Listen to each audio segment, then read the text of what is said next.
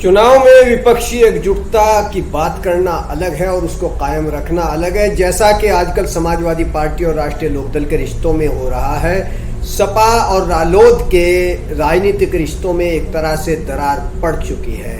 और अगर ये दरार और गहरी होती है तो मुश्किल है कि 2024 के लोकसभा चुनाव तक ये गठबंधन कायम रह सके। निकाय चुनाव का दौर चल रहा है।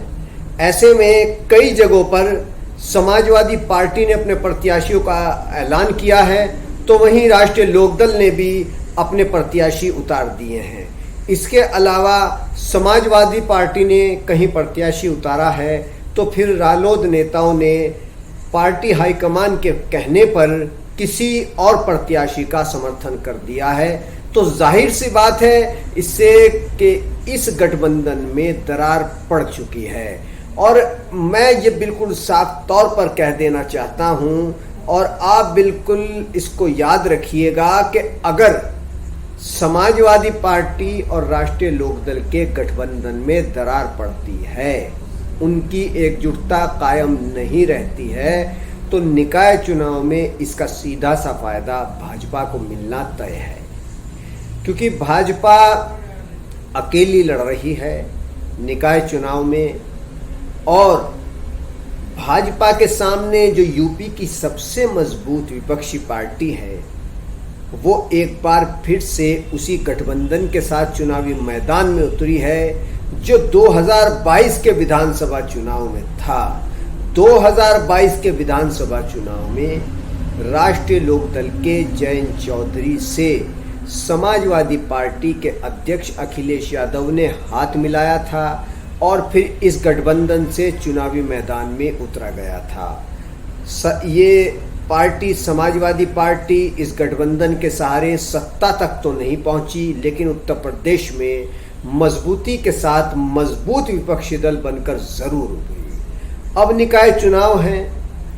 इसके बाद यूपी में कोई बड़ा चुनाव नहीं है, 2024 के लोकसभा चुनाव होने हैं।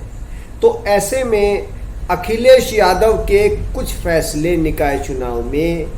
गठबंधन में सहयोगी राष्ट्रीय लोकदल को नागवार गुजरे हैं और वहीं से शुरुआत हुई है अलग पाला खींचने की। ऐसे में अगर इन गठबंधन के सहयोगियों में दरार पड़ती है तो इसका सीधा सा फायदा भारतीय जनता पार्टी को होना तय है, क्योंकि दलित वोट भी इससे बिखर सकता है और सबसे बड़ी बात, इससे जो वोट बिखरेगा, जो बिखराव होगा वोटों का, वो होगा मुस्लिम समाज के वोटों का और मुस्लिम समाज के वोटों का जब बिखराव होगा तो फिर इसका सीधा सा नुकसान समाजवादी पार्टी को होगा। हालांकि दलित वोटों पर इतना फर्क पड़ना शायद मुश्किल हो, लेकिन ये भी हकीकत है कि काफ़ी वक्त से उत्तर प्रदेश में दलित भाइयों का रुझान कम या ज़्यादा तौर पर बहुजन समाज पार्टी की बजाय भाजपा की तरफ रहा है। मैं ये नहीं कह रहा हूँ कि बहुजन समाज पार्टी से छिटक करके दलित समाज का बहुत बड़ा वोट भाजपा की झोली में गया, लेकिन इतना ज़रूर है कि काफ़ी प्रतिशत संख्या में भारतीय जनता पार्टी की झोली में दलित समाज का वोट गया, जिसका सीधा सा नुकसान बहुजन समाज पार्टी को चुनावी मैदान में उठाना पड़ा था। तो अब ऐसे में बहुजन समाज पार्टी इकला चलो की नीति पर निकाय चुनाव मैदान में किस्मत आजमा रही है, तो वहीं समाजवादी पार्टी छोटे छोटे दलों से गठबंधन करके निकाय चुनाव में उतर चुकी है। लेकिन ये गठबंधन तभी कामयाब होगा जब इस गठबंधन के नेताओं को, कार्यकर्ताओं को, प्रत्याशियों को अहमियत दी जाएगी। ऐसे में साफ है कि अगर ये गठबंधन इसमें दरार आती है तो फिर निकाय चुनाव में समाजवादी पार्टी को खास तौर से बहुत तगड़ा झटका लगना तय है, क्योंकि जहां विपक्षी एकजुटता होती है और फिर वहां पर बिखराव हो जाए वोटों का, जो गठबंधन के दल हैं वही अलग अलग रास्ता इख्तियार कर लें या फिर दोनों अलग अलग प्रत्याशी उतार दें तो इसका सीधा सा मतलब है कि मुकाबले पे दोनों गठबंधन के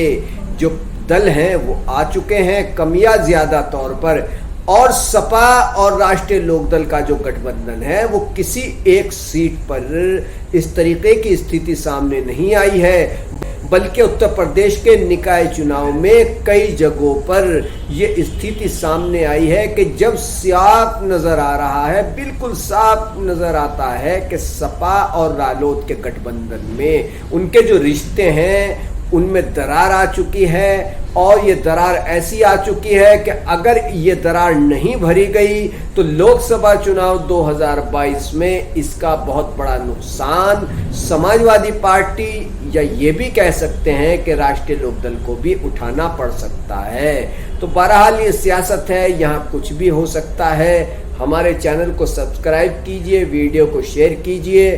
धन्यवाद।